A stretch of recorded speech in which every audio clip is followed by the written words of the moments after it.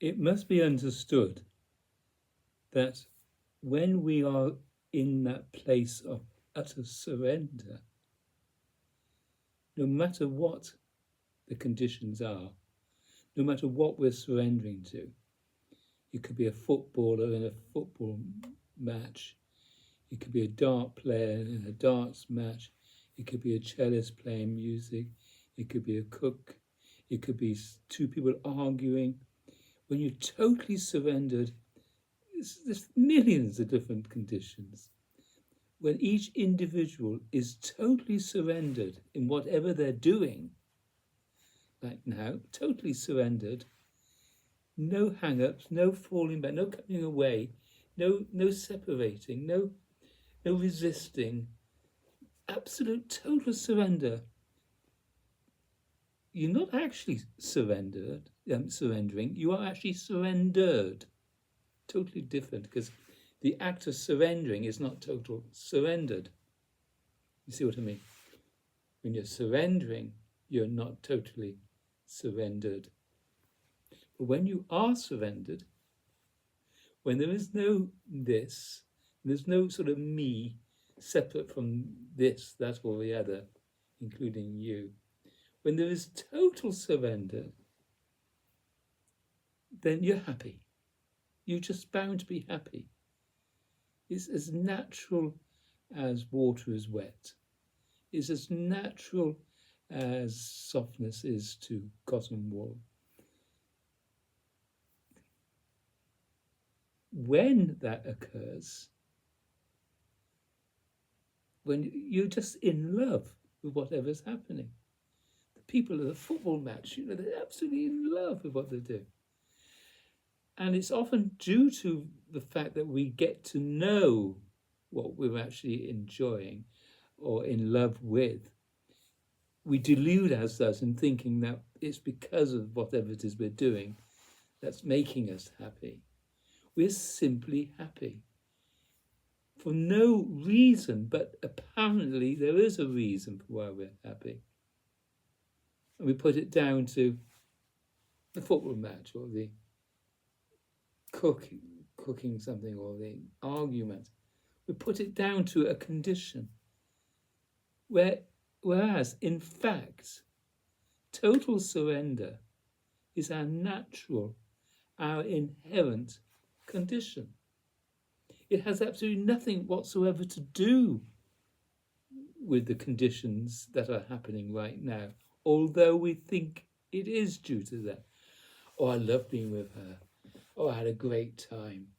Oh, I love being down the pub with my mates. Oh, we had a great time. Let's repeat it. Let's repeat it. Let's repeat it. But as you know, it just doesn't work. You cannot repeat total surrender. It happens. It simply happens on its own accord. It's if you like, a graceful happening. Are you understanding what I'm saying? Alcoholics become alcoholics because they want to repeat their good times, and it doesn't work. Drug addicts, you don't have to go to that extreme. You cannot have a repeat of a good argument. One side will be not surrendered. When two people are really surrendered, you can have a great time together. It works. It just works. You go to somewhere for the first time, you want it repeated and repeated. It just doesn't work. Because of the fact that you are not, or the body-mind is not totally in surrender. So everyone is absolutely happy when there's total surrender. And even on your deathbed, will you be in that place of total surrender? That's the best place to be in total surrender.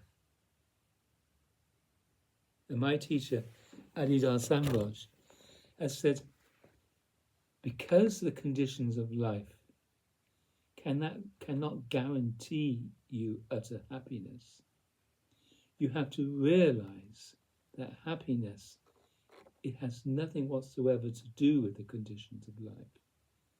Happiness is our inherent condition.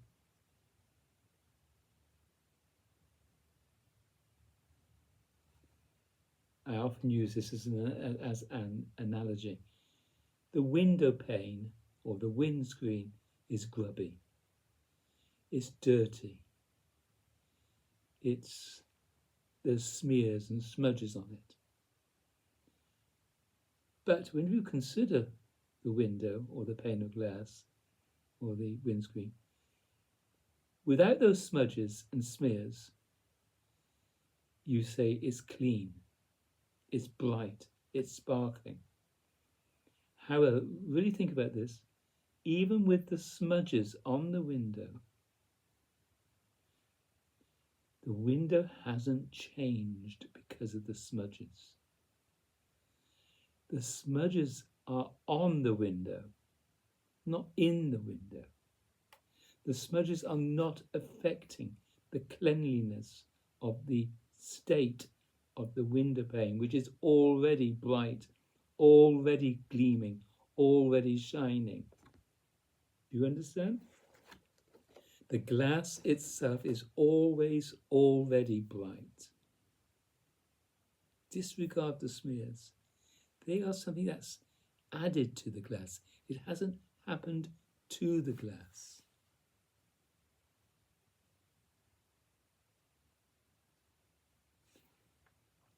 If I wet my skin, we say we've got wet skin now. In fact, the wetness is on the skin. The skin has not been affected by the wetness. There's a sensation that the skin is wet, and we say the skin is wet. But in fact, the skin hasn't changed. When you get your hands dirty, the dirt is on the skin. Although, maybe that's not a good analogy because it can get into the skin.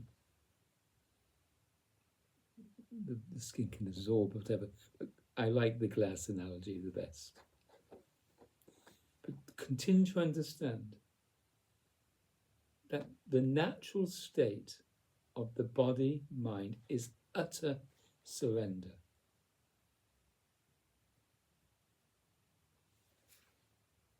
And you are already, therefore, you are already happy, already joy, already delight, already intimate. And that disposition can be in every second, every minute of your day, not dependent upon any conditions of the conditional world and circumstance that you find yourself in.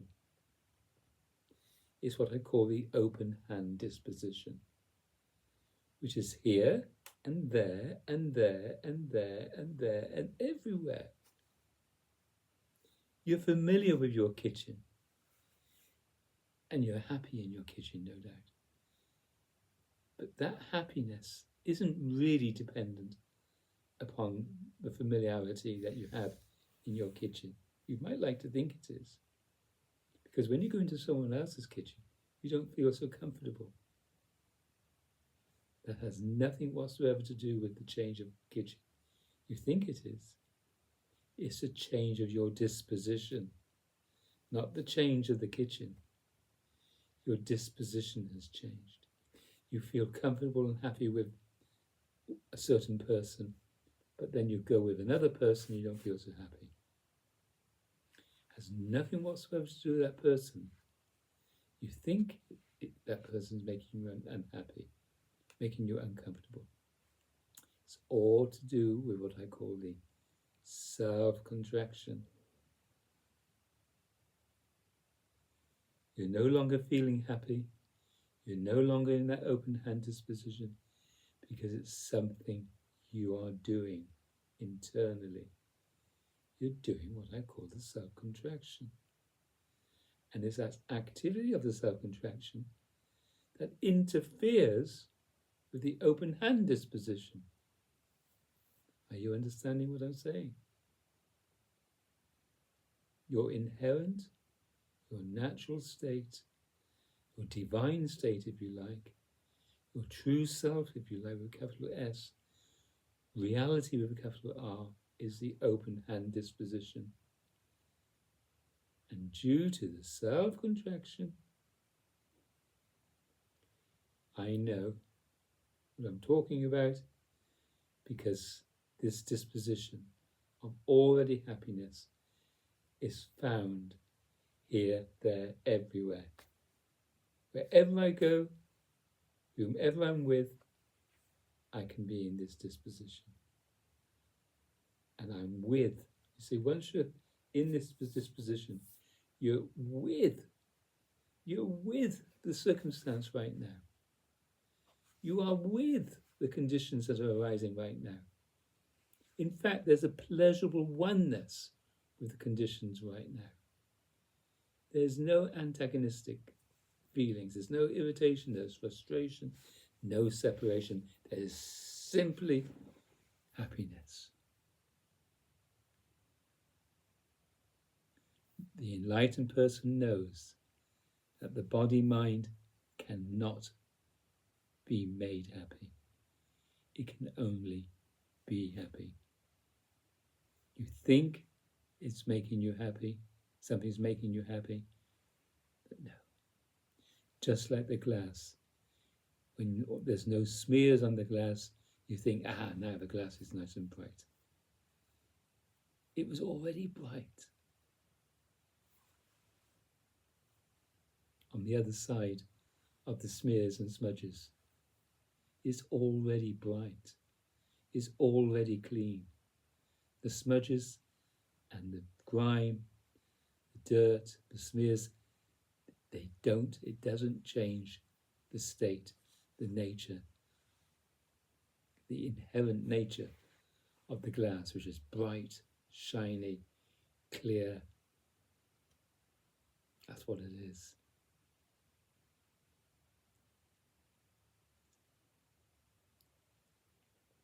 That's my message every day, throughout the day.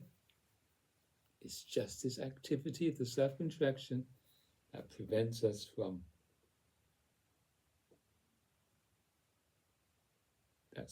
it's interfering with that surrendered disposition. So you cannot do anything in order to be in that disposition, except one thing: attention. Adidar simply says, keep turning to me, keep turning to the source, keep turning to the agent, keep turning to that which is always already happy. Turn to the sun and forget the clouds. Thank you for listening. You can only be surrendered.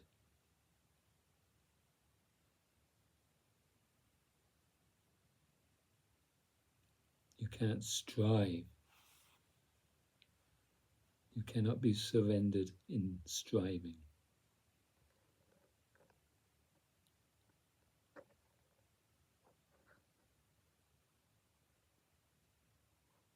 Understand and be liberated